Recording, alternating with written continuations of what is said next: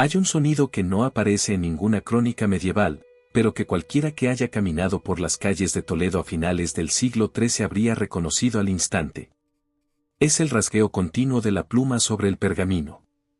Un sonido pequeño, casi insignificante, perdido entre el golpeteo de los martillos en las fraguas, el pregón de los mercaderes y el murmullo grave de los rezos que se elevaban, simultáneamente, desde mezquitas, sinagogas e iglesias. Pero ese rasgueo diminuto, esa pluma que no descansa, que traduce, que copia, que transforma, estaba cambiando el mundo con más fuerza que cualquier ejército. Y casi nadie lo sabía. Para entender lo que ocurría en los reinos hispánicos alrededor del año 1300, hay que despojarse de una ilusión muy extendida, la idea de que la Edad Media fue un largo paréntesis de oscuridad. En la península ibérica, esa imagen es profundamente injusta. Lo que sucedía allí, en ese rincón de Europa desgarrado por siglos de guerra y convivencia forzada entre tres civilizaciones, no tenía equivalente en ningún otro lugar del continente. En tierras donde se hablaba castellano, catalán, árabe y hebreo, a veces dentro de una misma calle, se gestaba una revolución silenciosa. No de armas ni de coronas. De conocimiento. Y sus consecuencias llegarían más lejos que las de cualquier batalla.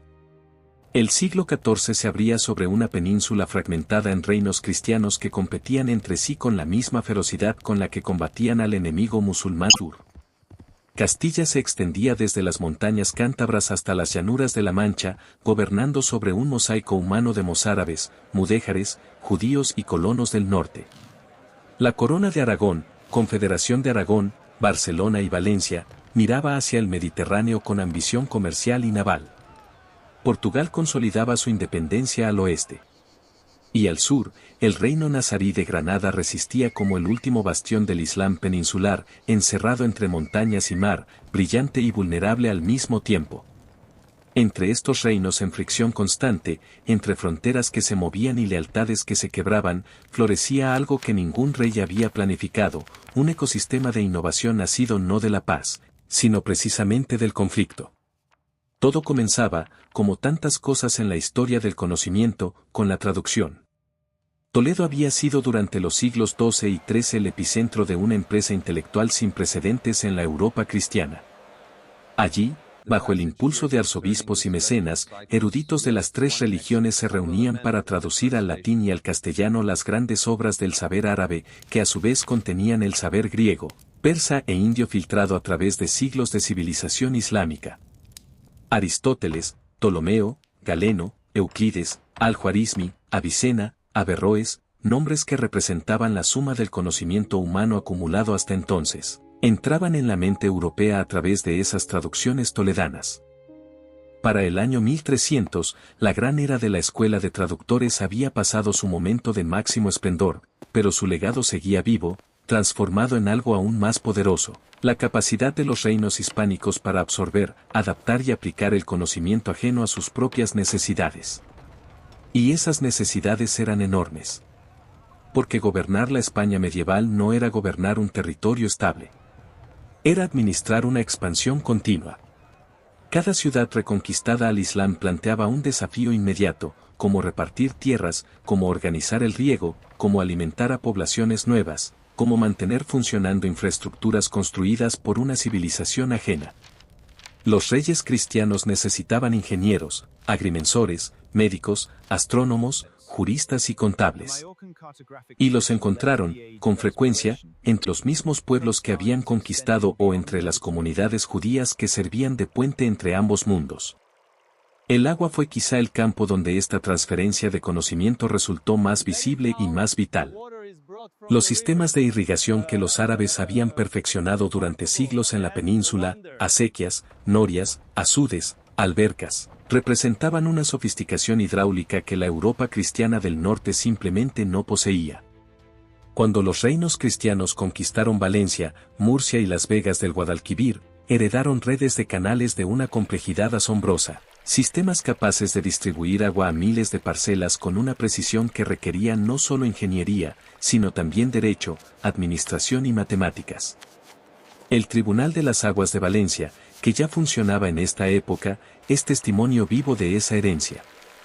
Campesinos cristianos que apenas una generación antes cultivaban tierras de secano en Castilla la Vieja aprendieron, por pura necesidad de supervivencia, técnicas de regadío que transformaron su forma de entender la agricultura.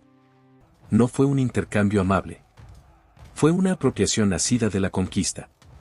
Pero el resultado fue una revolución agrícola silenciosa que permitió alimentar ciudades en crecimiento y sostener ejércitos en campaña. La navegación era otro campo donde los reinos hispánicos avanzaban a una velocidad que el resto de Europa apenas comprendía. La corona de Aragón, y en particular Barcelona, se había convertido a finales del siglo XIII en una potencia marítima mediterránea de primer orden. Sus naves comerciaban con el norte de África, con Sicilia, con Cerdeña, con los puertos del Levante. Y para navegar el Mediterráneo con eficacia, hacían falta cartas náuticas. Los cartógrafos mallorquines, muchos de ellos judíos, estaban produciendo los portulanos más precisos de su tiempo, mapas que representaban las costas con un detalle que asombraría a cualquier navegante del norte de Europa. Estas cartas no eran obras de arte decorativas. Eran herramientas de trabajo, acumulaciones de datos empíricos recogidos durante generaciones de navegación, corregidos y refinados con cada viaje. La tradición cartográfica mallorquina, que alcanzaría su cumbre décadas más tarde con el célebre Atlas catalán, hundía sus raíces en este periodo, en los talleres donde se cruzaban el saber astronómico árabe, la experiencia marinera catalana y la precisión matemática de los eruditos judíos. Porque los judíos de Sefarad ocupaban en este ecosistema un papel que es imposible exagerar. Situados entre el mundo cristiano y el islámico, dominando con frecuencia el árabe, el hebreo, el latín y las lenguas romances, las comunidades judías de la península funcionaban como los verdaderos transmisores del conocimiento entre civilizaciones. Médicos judíos atendían a reyes cristianos. Astrónomos judíos calculaban las tablas que permitían predecir eclipses y estaciones. Financieros judíos administraban las haciendas reales. Traductores judíos convertían textos árabes en latín y castellano. Esta posición de intermediarios les confería un poder real pero también una vulnerabilidad extrema, porque dependían enteramente de la protección de los monarcas, y esa protección podía retirarse en cualquier momento, como la historia demostraría con crueldad en los siglos siguientes. En el terreno de la medicina, los reinos hispánicos de 1300 poseían un nivel de conocimiento que habría resultado irreconocible para un médico de París o de Londres. Los textos de Avicena y de Galeno, traducidos y comentados por generaciones de médicos andalusíes y judíos, habían producido una tradición médica que combinaba la observación clínica con un marco teórico sofisticado.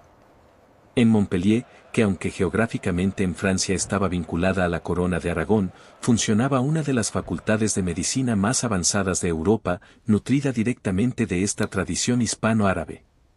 Los médicos formados en este entorno conocían técnicas quirúrgicas, tratamientos farmacológicos y principios de higiene que en el norte de Europa se considerarían novedades siglos más tarde.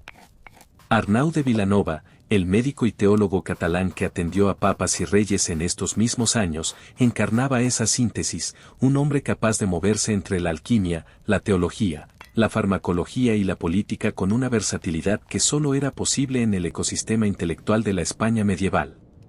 Pero quizá la innovación más trascendente de todas era la menos visible. Alfonso X de Castilla, el rey sabio, había muerto apenas 15 años antes del cambio de siglo, pero su legado transformador seguía expandiéndose como una onda que no se detiene. Alfonso no solo había patrocinado traducciones. Había hecho algo mucho más radical, había elevado el castellano a lengua de cultura, de ciencia y de derecho.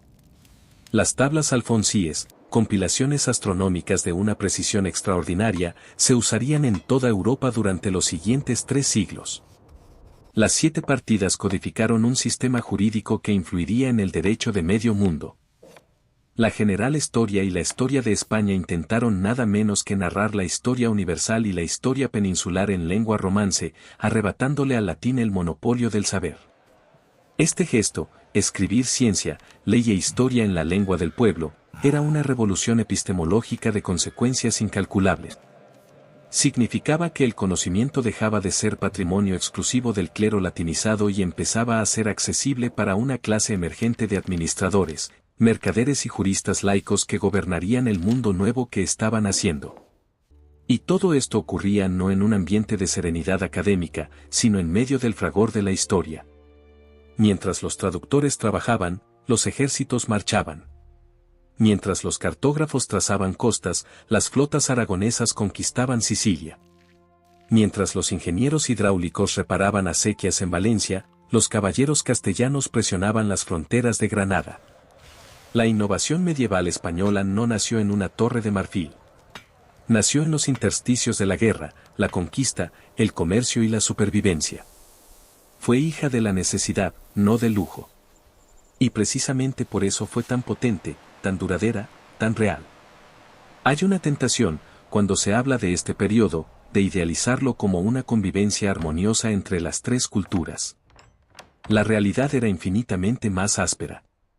Había discriminación, violencia, conversiones forzadas, barrios segregados, impuestos especiales, brotes de persecución.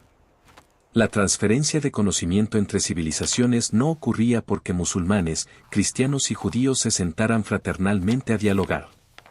Ocurría porque los poderosos necesitaban a los sabios, porque la guerra exigía tecnología, porque el comercio demandaba cálculo, porque la administración de un imperio en expansión requería herramientas intelectuales que ninguna de las tres culturas poseía por separado. La innovación nació de la fricción, no de la armonía. Y eso es lo que la hace tan extraordinariamente humana. Cuando el siglo XIV avanzó, muchas de estas corrientes empezaron a transformarse. La peste negra de 1348 devastaría la península como devastó toda Europa, alterando para siempre las estructuras demográficas, económicas y sociales. Las persecuciones contra los judíos se intensificarían hasta culminar en los pogromos de 1391 y la expulsión final de 1492, destruyendo para siempre la comunidad que había sido el puente intelectual entre civilizaciones. El avance de la Reconquista reduciría la presencia musulmana a un recuerdo cada vez más lejano. Pero las semillas plantadas en torno a 1300 ya habían germinado de manera irreversible. Las técnicas de irrigación seguirían alimentando a la península durante siglos. Los portulanos mallorquines guiarían a los navegantes que un día cruzarían el Atlántico. La tradición médica hispano-árabe nutriría a las universidades europeas durante generaciones. Y el castellano, elevado a lengua de saber por un rey visionario, se convertiría en el idioma de un imperio que abarcaría medio mundo. El rasgueo de la pluma sobre el pergamino. Un sonido tan frágil que el viento podría llevárselo. Pero lo que escribían aquellas plumas, en talleres de Toledo, en scriptoriums de Barcelona, en estudios de Córdoba y Sevilla, en observatorios improvisados bajo el cielo limpio de Castilla, cambió la historia de Europa de una manera que ningún ejército logró jamás. Porque las espadas conquistan territorios, pero el conocimiento transforma civilizaciones. Y en la España del año 1300, entre guerras y fronteras, entre idiomas y religiones, entre la cruz, la media luna y la estrella de David, se estaba forjando, en silencio, casi en secreto, el futuro del mundo occidental. Nadie levantó un monumento a esa revolución. Nadie proclamó su victoria. Pero cada vez que un cirujano opera con principios que nacieron en textos árabes traducidos en Toledo, cada vez que un barco se orienta con técnicas heredadas de los cartógrafos de Mallorca, cada vez que un campesino riega su campo con un sistema de acequias que tiene 1000 años de antigüedad, cada vez que alguien escribe ciencia en su propia lengua y no en latín, ese sonido invisible vuelve a escucharse. La pluma sobre el pergamino. El sonido más pequeño del mundo. Y el más poderoso.